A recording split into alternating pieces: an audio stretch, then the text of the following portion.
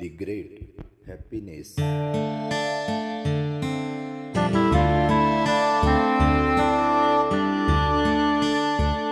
दानंच धम्मचर्याच ज्ञातकानांच संगहो अनवज्जानिकम्मानि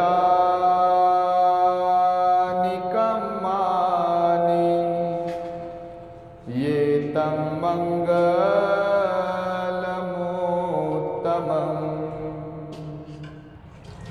संपूर्ण विश्वाला ज्यांनी सुख, शांती, मानवता तथा दुःख मुक्तीचा आर्य संदेश दिला, असे ते दुःख मुक्तीचे मार्गदाता, दुःख मुक्त महामानव, महान कारुणिक तथागत भगवान सम्यक संबुद्ध तथागतांनी आपल्या शुद्ध प्रज्ञेतून निर्मिलेला सद्धम्म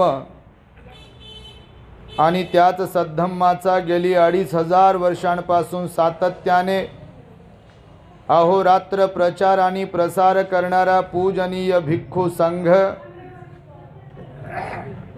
ज्यांच्या महान आणि असीम त्याग प्रभावामुळे आपल्याला जो हा अनमोल असा बुद्ध धम्म लाभला आणि ज्यांच्यामुळे आपल्याला हे एवढे मोठे वैभव प्राप्त झाले, असे महान युग प्रवर्तक, भारतीय राज्यघटनेचे प्रमुख शिल्पकार, परमपूज्य बोधिसत्व डॉक्टर बाबासाहेब आंबेडकर आणि सर्वच परिवर्तनवादी संत महापुरुषांच्या महान अशा विचारांना स्मरून आज या मंगलमय दिनी सकाळच्या प्रहरी N12 हडको औरंगाबाद येथील या आपल्या त्रिरत्न बुद्ध विहारामध्ये उपस्थित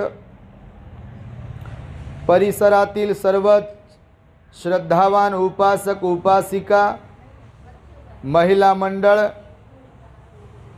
बालक तथा बालिका, तद्वतच द ग्रेट हॅपीनेस या आपल्या यूट्यूब चॅनलचे सर्वच दर्शक,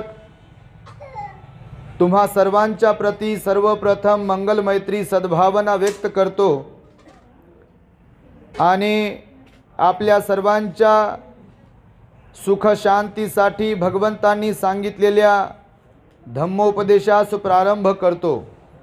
आपण सर्वांनी शांत, एकाग्र आणि श्रद्धायुक्त चित्ताद्वारे या अनमोल बुद्धवाणीला आपल्या हित सुखाकरिता श्रवण करावे, ग्रहण करावे। या बुद्ध विहारामध्ये आजच्या दिवशी आमचे पूजनीय भिक्खू यशोदीपजी यांच्या कठीण चिवरदान तथा वर्षावास समारोप प्रसंगी आपणास मार्गदर्शन करण्यासाठी आशीर्वादपर उपस्थित असलेले पूजनीय भिक्खू सुगत बोधीजी महाथेरो तथा आपल्या बुद्ध विहाराची सर्वच सन्माननीय समितीतील पदाधिकारी, महिला मंडळ, माता भगिनी, उपासकांनी उपासिकांनो, खरं तर हा जो आज कार्यक्रम इथे संपन्न होतो आहे, हा वर्षातून एकदाच संपन्न होत असतो। आपण काल बहुतेक जण नंदनवन कॉलनी येथे आलेला असाल। भिक्षू संघाचा सन्मान करणे, वर्षातून एकदाच भिक्षू संघाला कठीण चिवर देणे, हा भिक्षू संघासाठी तर एक मोठा बहुमान आहेच आहे आणि तुमच्यासाठी सुद्धा म्हणजे उपासकांसाठी सुद्धा अत्यंत महत्त्वपूर्ण आणि ज्याला महादान म्हटलेलं आहे असे दान करण्याची संधी वर्षातून एकदाच येत असते। वैयक्तिक चिवर दान अनेक वेळा दिल्या जाते, त्याचंही वेगळं पुण्य आहे। भोजन दान दिल्या जाते, त्याचं वेगळं पुण्य आहे। पण महाकठीण चिवरदानाचं जे फळ आहे ते अजोड आहे, अतुलनीय आहे आणि ते फळ महान आहे, अशी बुद्धाची वाणी आहे। आपल्या या त्रिरत्न बुद्ध विहारात वर्षावासाच्या कालखंडामध्ये आमच्या भंतेजींना जमेल तशा प्रकारे त्यांनी आपणास धम्मपद अठ्ठकथा या ग्रंथावर प्रवचन धम्मदेशना देऊन आपल्याला उपकृत केलेले आहे। खरं तर चिवरधारी जे असतात, आपणास ठाऊक असेल मिलिंद प्रश्न नावाचा एक ग्रंथ आहे। त्या ग्रंथामध्ये ज्यांच्या अंगावर हे काशाय वस्त्र आहे ते कसे श्रेष्ठ असतात गृहस्थांपेक्षा या संदर्भातील विवेचन केलेलं आहे। चिवर खंदक जर तुम्ही पाहिलं तर त्यात चिवराचं महत्त्व सांगितलं आहे त्रिपिटकातील। हे चिवर चिवराला प्रसवते आणि हे चिवर बुद्ध शासनाच्या वृद्धीकरिता अविरतपणे न मरता न डगमगता 26 वर्षांपासून कार्यरत आहे। संपूर्ण विश्वामध्ये आपण जर पाहाल तर सगळीकडेच, मी कालही म्हणालो, नेहमी सांगतो आपल्या लोकांना की हे कठीण चिवरदानाचं महत्त्व किती आहे हे समजून घेण्यासाठी तुम्ही गुगलवर यूट्यूबवरती जर सर्च केलं, थायलंडमध्ये कठीण चिवरदानाचा उत्सव कसा होतो, श्रीलंकेमध्ये कठीण चिवरदानाचा उत्सव कसा होतो, ब्रह्मदेशामध्ये कठीण चिवरदानाचा उत्सव कसा होतो, तर आपल्याला वाटेल आपण कुठेच नाही त्यांच्या। आपल्याला वाटते बा काही थोडीफार वर्गणी जमा केली, काही लोकांना जेवू घातलं, भंतीजीला थोडंफार जेवण भोजन दिलं, दान धर्म दिलं की बस असाच फॉर्मॅलिटीवाला कार्यक्रम आहे। आपल्यातल्या बऱ्याच लोकांना असं वाटते कधी कधी, पण भगवान बुद्ध म्हणाले पुण्य हे हेतुपुरस्सर करावं लागते। पुण्य म्हणजे मदतीला पुण्य म्हणत नाहीत। मदत करण्यात आणि दान पुण्य करण्यात फरक आहे। मागे आमच्या प्रवचनात एका मी सांगितलेलं आहे, मदत करणे वेगळं, पैशांची मदत करणं, फळांची मदत करणं म्हणजे फळदान देणं, म्हणजे पैशांची मदत करणं, औषधांची मदत करणं, भोजनाची मदत करणं हे वेगळं, कपड्यांची मदत करणं आणि दान पुण्य करणं हे वेगळं आहे। आणि त्यामुळे आपल्या विहारामध्ये हा जो काही कार्यक्रम होतो आहे तो अत्यंत महत्त्वाचा कार्यक्रम आहे। जरी छोटेखानी हा कार्यक्रम आहे पण तो कार्यक्रम फार महत्त्वाचा आहे। भगवान बुद्ध म्हणाले या विश्वामध्ये 4 प्रकारचे दानदाते आहेत। या विश्वात किती प्रकारचे दानदाते आहेत? 4 प्रकारचे दानदाते आहेत। म्हणजे दान देणारे लोक किती प्रकारचे सांगितले? 4 प्रकारचे दान देणारे लोक सांगितले भगवंताने। आणि 4 प्रकारचे दान देणारे जे लोक असतात तर फळ प्राप्त करणारे सुद्धा 4 प्रकारचे लोक सांगितलेले आहेत। म्हणजे जसे 4 प्रकारचे दानदाते सांगितले तर फळ सुद्धा दानाचे 4 प्रकारात विभागणी केलेली आहे। हे बुद्ध शासन जे टिकून आहे खरं तर ते दान पुण्यावरच टिकून आहे। तुम्ही 10 पारमिता जर कधी अभ्यासाला घ्याल, आपल्या द ग्रेट हॅपीनेसवरती आपण त्या 10 पारमिता टाकल्या आहेत, त्या 10 पारमितांपैकी पहिली पारमिता ही दान पारमिताच आहे। भगवान बुद्ध म्हणाले दानामध्ये बाकीच्या 9 पारमिता इन्व्हॉल्व होत असतात। दानाला त्यागाचं नामाभिधान दिलेलं आहे, म्हणजे दानाचं दुसरं नाव त्याग आहे असंही भगवंतानं सांगितलं आहे। आणि दान देणे युद्ध करण्यासमान आहे हेही बुद्धाचं वचन आहे। आपल्याला प्रश्न पडला असेल की असं थोडी आहे खिशातून काढायचं आणि द्यायचं आणि त्याच्यात कुठलं युद्ध करण्यासारखं आहे, नाही का? घरातून आणायचं आणि इथं द्यायचं, फोडणी द्यायची घरामध्ये, चपात्या थापायच्यात आणि इथं आणून द्यायच्यात। कोणता त्याग केला त्याच्यात? काय थोडासा गॅस जळला असेल, थोडंसं पीठ गेलं असेल, थोडंसं तेल गेलं असेल, थोडासा लसण कांदा जे काही आहे ते पडलं असेल, यात कोणता काय त्याग आणि याच्यात कोणतं युद्ध आहे? बुद्धाचं वचन असंच असेल का? बुद्ध या मुखातून जो कोणता शब्द काढत होते तर भगवंतानं आपल्या उभ्या हयातीमध्ये एकही शब्द विनाकारण काढलेला नाही आहे, ज्याला आपण अर्थहीन समजतो। एकही शब्द या ओठांमधून या तोंडातून भगवंताच्या वायफळ निघालेला नाही। एकही शब्द हसले जरी असतील तर विनाकारण हसले नाही, म्हणजे कोणावर हसले नाही। आपण जसं कोणावर हसतो कधी कधी, लय लोक असे कोणावर हसतात, कोणी पडलं की हसतील, नाही का? कोणाचं काही कपडा फाटला तर त्याच्यावर हसतील, कोणी जुने कपडे घातले त्याच्यावर हसतील, भाषण करताना कोणाची जीभ घसरली त्याच्यावर हसतील, कोणाला काही सांगता आलं नाही, बोलता आलं नाही, त्याच्यावर हसतील. भगवान बुद्धानं प्रत्येक कर्माचं फळ सांगितलेलं आहे.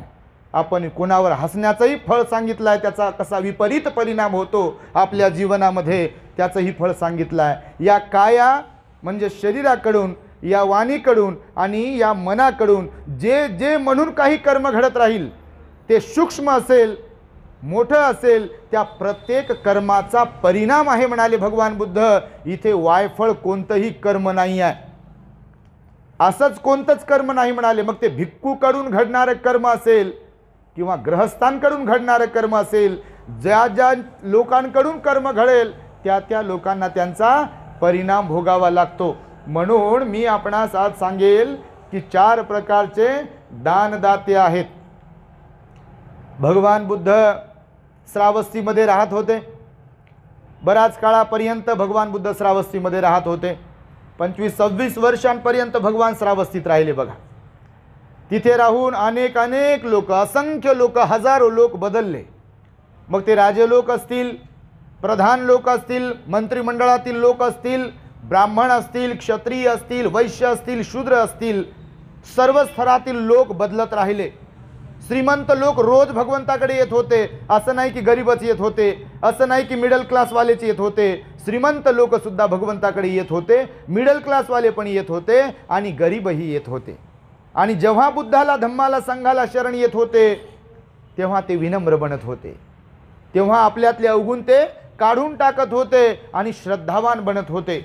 म्हणून मी जी मघासी गाथा म्हणालो प्रारंभीला, महामंगल सूत्रातील ती गाथा आहे. दानंच, भगवान म्हणाले हे मनुष्य जीवन यशस्वी जगण्यासाठी मनुष्याचा स्वभाव कसा असावा, कोणकोणते सद्गुण आपल्यामध्ये असावे हे सांगत असताना भगवान बुद्ध म्हणाले होते की प्रत्येक व्यक्तीमध्ये, भिक्खूंमध्ये सुद्धा धम्म प्रत्येकासाठी आहे. असं नाही आहे कोणतंही तत्व धम्माचं जे आहे ते केवळ उपासकांसाठीच नाही आहे किंवा केवळ भिक्खूंसाठीच नाही आहे. जे जे तत्व बुद्धिझममध्ये भगवंताने सांगितलं आहे ते सार्वजनिक आहे, सर्वांच्यासाठीच आहे. म्हणून असं कधी कोणी विचार करता कामा नये की भगवंतानं पंचशील सांगितलं ते भिक्खूसाठी नाही, उपासकांसाठीच आहे.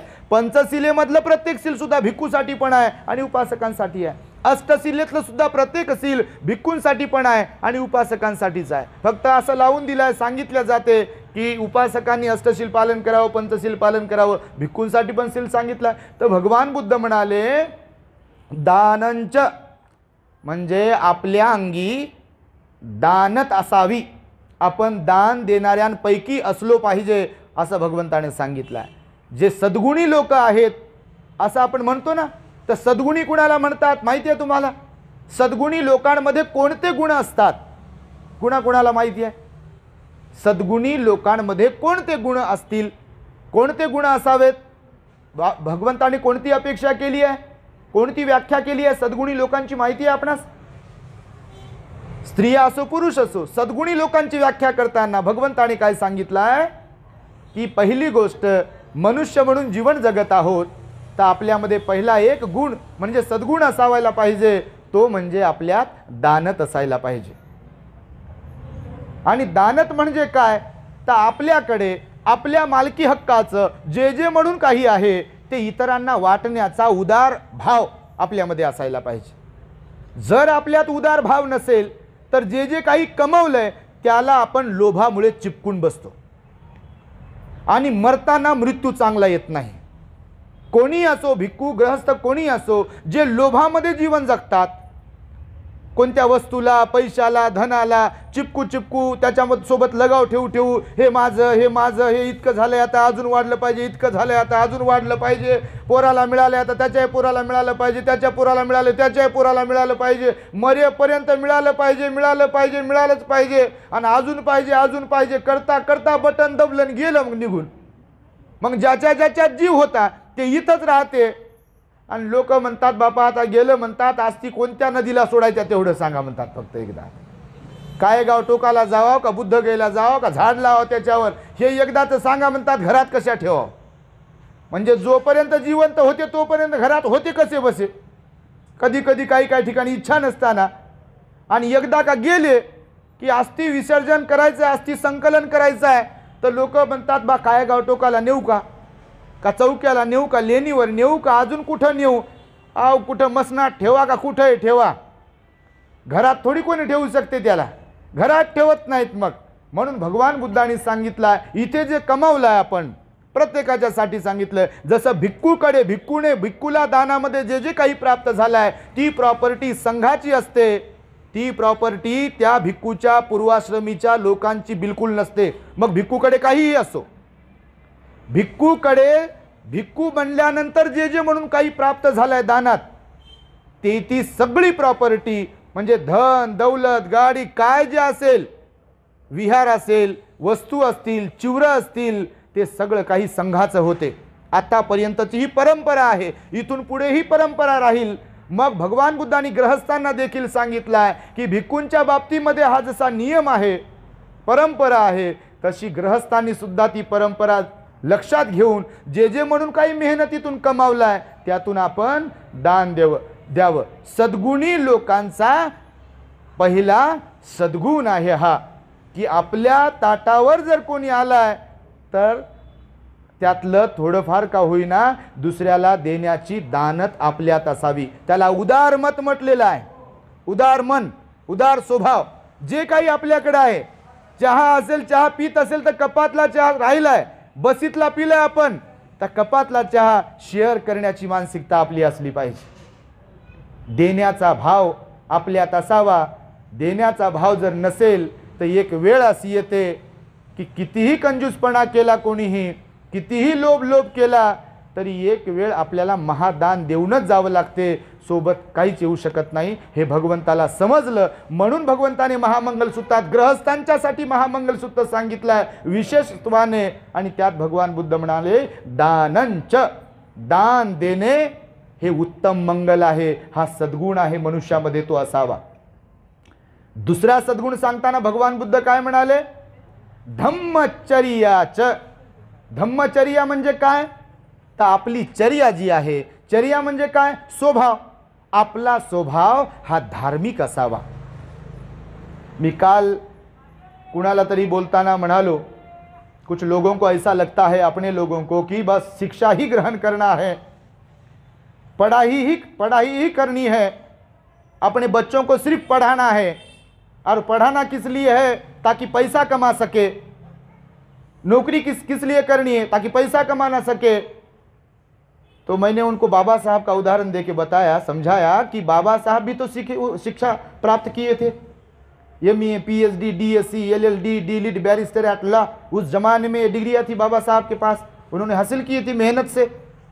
सुविधा ना होते हुए भी बाबा साहब ने डिग्रियां प्राप्त की थी, हासिल की थी.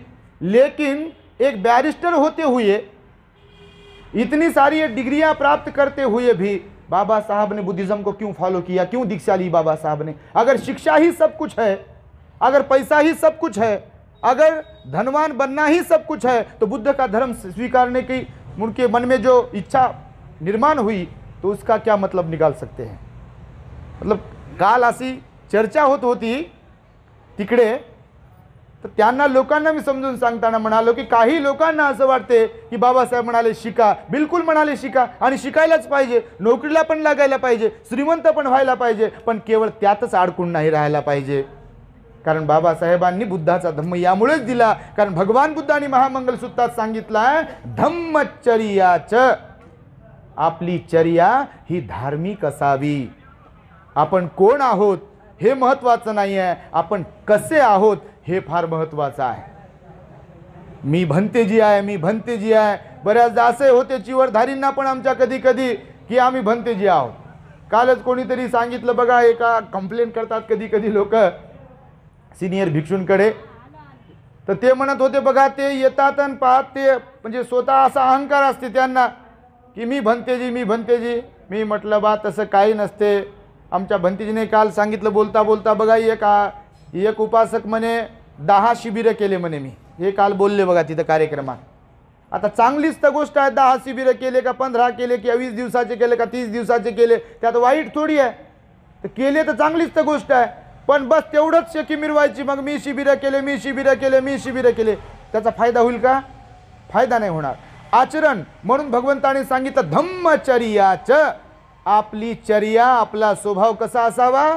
धार्मिक असावा. आणि धार्मिक कोणाला म्हटलेलं माहित आहे? धम्मिक सुत्त आहे त्रिपिटकामध्ये. त्रिपिटकात जसं महामंगल सुत्ताचा संदर्भ देतोय ना, तर धम्मिक सुत्त नावाचं एक सुत्त आहे आणि त्याच्या चर्येबद्दल सांगितलं आहे की दान पुण्य करणारे, शील पालन करणारे, अष्टशील पालन करणारे, पंचशील पालन करणारे, विनम्र असणारे, लवती घेणारे, वंदन करणारे, ध्यान करणारे, या प्रवृत्तीचे जे लोक आहेत ते धार्मिक आहेत. आणि ह्या प्रवृत्त्या ज्यांच्यात नाहीत, त्यांचा कितीही जरी अभ्यास असला, डिग्री असतील, शिक्षण असेल, श्रीमंती असेल, ते धार्मिक असतील का? मग बिलकुल नाही. बुद्धाची व्याख्या आहे धार्मिक असणारे कोण. आणि त्यामुळे मी आपणास सांगतोय महामंगल सूत्राचा दाखला देऊन की भगवान बुद्ध महामंगल सूत्रात म्हणाले धम्मचर्याचं म्हणजे आपण धार्मिक असणे हा एक सद्गुण दुसरा आपल्यामध्ये असला पाहिजे. दाणंच धम्मचर्यात ज्ञातकानंच संघ हो. ज्ञातकानंच संघ हो म्हणजे ज्ञातकानंच म्हणजे नातेवाईक, आप्तेष्ठ, पाहुणे, सोयरे, त्याला ज्ञातकानंच असं म्हटलं आहे. ज्ञातिगण आपण म्हणतो ज्ञातिगण शब्द, तर पालीतून तो निर्माण झाला ज्ञातिगण. ज्ञाती ज्ञ असतं ज्ञ, तर त्याला म्हटलं ज्ञाती, नातेवाईक. तर भगवान बुद्ध म्हणाले आपले नातेवाईक आपल्याला चांगले तयार करता आले पाहिजे. आणि चांगले कसे तयार करा? तर बिना कामाचे लग्नातले आहेर घेऊन नातेवाईक चांगले करता येत नाही. कोणी मेल्यावर त्यांना टॉवेल नेणं, नेहरूची टोपी नेणं, याच्यामुळं नातेवाईक चांगले बनत नाही. बनतील का? कोणाला कुंकू लावलंय की नाही, कोणाला हळद लावलंय की नाही, तांदूळ लावलेत की नाही, याच्यामुळं नातेवाईक चांगले बनत नाही, बिलकुल नाही. तर कशामुळे नातेवाईक चांगले बनतील? कशामुळे बनतील? तुम्ही नातेवाईकांशी वर्तन करताना अहंकार सोडून जर वागत असाल, अहंकार सोडून जर बोलत असाल, नम्रता ठेवून बोलत असाल, त्यांच्या सुख दुःखात सहभागी जर होत असाल, सुख दुःख वाटून जर घेत असाल, त्यांना सदैव मदत करत असाल, त्यांच्याशी चांगलं मधुर वाणीने बोलत असाल, तर नातेवाईक आपले होतील की नाही? अपवाद वगळता होतील की नाही? अहो, कुत्र्याला चांगलं बोललं तर ते कुत्रा आपलं होते, नातेवाईक कसे होणार नाहीत? हा, जे का एकदमच कामातूनच गेलेत, गाडी लयच पुढे गेली ज्यांची, ते तर बापा ते लोक म्हणतात त्यांना काही घासा, ते आपलं होत नाही म्हणतात. तर ती अपवाद आहेत. पण भगवंताने सांगितलेलं आहे की आपण नातेवाईकांशी चांगले वागलो, चांगले बोललो, काही सुखदुःखात सहभागी झालो, तर नातेवाईक पण आपल्याला विचारतील. पण आपण कोणालाच विचारायचं नाही, अपेक्षा करायची तोंड भरून. मला विचारतच नाही, मला बोलवतच नाही, मला मोठेपणात देत नाही, तर मला सांगितलंच नाही, मला कुंकूच लावलं नाही, कायच केलं नाही. अरे विचारतील कसे? तुम्हीच कोणाचे झाले नाही, तुम्हीच फडफड बोलता, तुम्ही शिव्या देता, तुम्ही काय काय म्हणता, होईल का कोणी आपलं? म्हणून मी ते शब्दप्रयोग जे करतो कुत्र्याचा, मांजराचा, डुकराचा, हे यासाठीच करतो की कुत्र्याला समजते की माणूस जीव लावते, चला त्याच्या दारात जाऊ, ते काहीतरी टाकते आपल्याला. ज्याच्या दारात काही भेटतच नाही, कुत्र एकदा, दोनदा, तीनदा येते, आणि ज्या दारात काही भेटतच नाही त्या दारात कधी जिंदगीत जात नाही. तुम्ही पहा, तुम्ही ग्रहस्थ आहात, तुम्ही भाकरी टाकू टाकू पहा, काहीतरी टाकू टाकू पहा, कुत्र रोज येते. हे भंतेजी म्हणे कुत्र रात्री कुत्री इथंच येते का काय म्हणे, हे काही काही टाकतात त्या तिकडं कुत्र्याला येतात विहाराकडे, तर हे म्हणे आता इथंच विते म्हणे कुत्री, ती पिल्लाला जन्माला घालते म्हणे. आता ते साहजिकच आहे, हे भगवंताने सांगितलं म्हणून की ज्ञातकानंत संघ हो, चांगल्या नातेवाईकांचा संग्रह आपण करावा. संघ हो म्हणजे संग्रह, नातेवाईक तयार करता आले पाहिजे. नेहमी सांगतो मी भगवान बुद्धांच्या बाबतीमध्ये, बुद्धाकडे काय होतं असं? भगवान बुद्ध स्वतः म्हणतात माझ्याकडे भिक्षापात्र आणि चिवर होतं, माझ्याकडे काही नव्हतं, पण इथे साखर, या तोंडात साखर, गोडवा, माधुर्य जर असेल आणि इथे जर बर्फ असेल तर साऱ्या जगाला आपण आपलं बनवू शकतो. पण हे जर नीट नसेल आणि इथं जर थैथै करणारी आग लावली असेल तर आपल्या घरचेच लोक आपले होत नाही, दुनिया काय आपली होईल? बरोबर आहे की खोटं आहे? बाप्पा तुम्ही काय नाही म्हणाल, तुम्ही यातून गेले, तुम्ही सारे जाता रोजच्या रोज, हे माझ्यासाठीच तर नाही असं वाटते आपल्याला, हे त्यामुळेच तर वाटते. भगवान बुद्धाने म्हणून सांगितलं ज्ञातकानंत संघ हा तिसरा सद्गुण आहे. दानंच धम्मचर्याचं पहिला सद्गुण, दानंच, नंतर धम्मचर्याचं, नंतर यातकानंच संग हो, नंतर अनवज्जानी कम्मानी. अनवज्जानी कम्मानी म्हणजे वाईट कर्म, वाईट कामं न करणे. अनवज्जानी कम्मानी, जे कामं केल्यावर पश्चाताप होईल, जे बोलल्यावर पश्चाताप होईल, जे वर्तन केल्यावर लोकांना त्रास होईल, असं कोणतंही काम कर्म न करणे. नसती उठाठेव न करणे, त्यालाच म्हटलेलं आहे अनवज्जानी कम्मानी. आणि नंतर हे 4 सद्गुण सांगून झाल्यावर भगवान बुद्ध म्हणतात येतं मंगलमुत्तमं. हे उत्तम मंगल आहे गृहस्थांच्यासाठी. हे 4 सद्गुण ज्यांच्याकडे असतील ते लोक सर्वांना प्रिय असतात. तुम्हाला जर तपासायचं असेल, तसं पाहायचं असेल तर बापा लाखो उदाहरणं, हजारो उदाहरणं आपल्या आजूबाजूला असतात. काही लोक असे असतात की महुळाला जशा माशा चिकटतात मधाला, तसे लोक त्यांना चिपकलेले, सोडायला तयार नसतात लोक. असे लोक असतात काही काही लोकांच्या आजूबाजूला किंवा त्यांच्या जीवनामध्ये बघा. आणि काही काही लोक आपल्याकडे गावाकडे शब्द कुत्र विचारत नाही म्हणतात. अशा स्वभाववाले काही लोक आहे. आणि खरंच कोणीच विचारत नाही, कुत्र विचारत नाही. आणि त्याला काय कारण आहे तर आपला स्वभाव. आणि आपला स्वभावच आपल्याला नडत असतो. तो मी असेल, तुम्ही असेल, अथवा कुणीही असेल, भिक्खू असेल, गृहस्थ असेल. आणि त्यामुळे भगवान बुद्धांनी सांगितलंय महामंगल सूत्रामध्ये प्रत्येक व्यक्तीमध्ये हे 4 सद्गुण असावेत. हे 4 सद्गुणांची खाण ज्यांच्याकडे आहे ते जगाला जिंकू शकतात आणि ते समाधानाने जीवन जगू शकतात. ते शांतीपूर्वक जीवन जगू शकतात. ते सुखाने आणि गुण्या गोविंदाने नांदू शकतात. आणि त्यामुळे भगवंताच्या या उपदेशाला आपण शिरसावंद मानून आपल्या जीवनामध्ये उतरलं पाहिजे. नेहमीकरिता आपण भगवंताच्या वाणीला स्मरणात ठेवलं पाहिजे. हा वर्षावासाचा पिरियड आहे. जे जे लोक इथे येत राहिले त्यांनी भंतेजीकडून जे जे काही घेतलेलं आहे त्याला आपण आपल्या आचरणात आणलं पाहिजे. मला आठवत आहे चांगल्या प्रकारे, तेव्हा किती वर्ष झाले असतील काय माहीत नाही त्या गोष्टीला, 20 वर्ष झाले असतील. इथं नाही 20 वर्ष झाले नसतील वाघसाहेब. इथं येत होतो आम्ही तेव्हाची गोष्ट.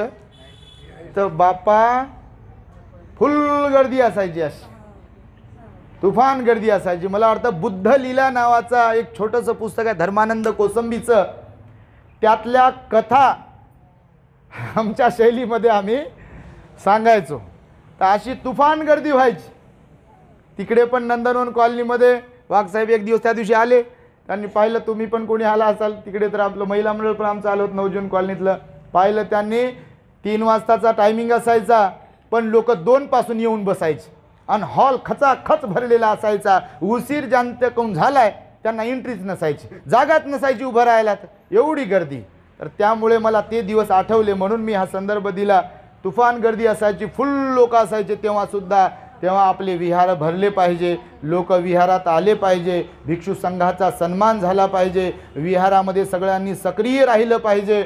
आणि त्यामुळे काही मोजके लोक असतात ते पुढाकार घेतात आणि त्यामुळे प्रत्येकाला असं वाटलं पाहिजे माझं विहार आहे, प्रत्येकाला वाटलं पाहिजे माझे भंतेजी आहे, प्रत्येकाला वाटलं पाहिजे माझा समाज आहे, प्रत्येकाला वाटलं पाहिजे माझे बाबासाहेब आहे. प्रत्येकाला आपली जबाबदारी समजली पाहिजे, प्रत्येकाने त्या जबाबदारीची जाणीव ठेवली पाहिजे, सामाजिक धार्मिक बांधिलकीची जाणीव ठेवली पाहिजे. हेच मी आपणास सांगतो आहे. आम्हाला जळगावला जायचं असल्या कारणाने जास्त बोलत नाही. बोलता बोलता विषय निघाला महामंगल सूत्राचा. कारण आम्ही या वर्षावासात, अख्ख्या वर्षावासात महामंगल सूत्रावर भर दिला. आणि त्यामुळे रोजच बोलताना जिथे कुठं माईक हातात येते त्या अगोदर जरी काही ठरवलेलं असेल तरी महामंगल सूत्रच येते. तर ते महामंगल सूत्रातीलच संदर्भ आपणास दिला. मी बोलता बोलता आता भंतेजींना म्हणालो, भंतेजी विचार करतील की हा माणूस म्हणे बा मी 4 प्रकारचे दानदाते सांगतो. मी सुरुवातही केली होती पण हा विषय विस्ताराने वाढला. पण हा विषय मी आज जळगावला बोलणार आहे. 4 दानदाते, तुम्हाला तो ऐकायला मिळेलच नक्की आपल्या द ग्रेट हॅपीनेसवरून. परंतु हे जे काही 4 सद्गुण सांगितले ते अत्यंत महत्त्वाचे आहेत. त्यामुळे मी आपणाला बोलता बोलता सांगितले. पूजनीय भिक्षू संघाने मला बोलण्याची संधी दिली आणि आपणही सर्वांनी मला ऐकून घेतले त्याबद्दल सर्वांच्या प्रती कृतज्ञता मंगलमैत्री सद्भावना व्यक्त करतो. भिक्षू संघाची क्षमा मागतो आणि माझ्या शब्दांना मी इथे पूर्णविराम देतो. भवतो सर्वमंगलं रक्षन्तु सर्वदेवता सर्वबुद्धानुभावेन सदा सुखी भवन्तु ते. भवतु सर्वमंगलं रक्षन्तु सर्वदेवता सर्वधर्मानुभावेन सदा सुखी भवन्तु ते. भवतु सर्वमंगलं रक्षन्तु सर्वदेवता सर्वसंघानुभावेन सदा सुखी भवन्तु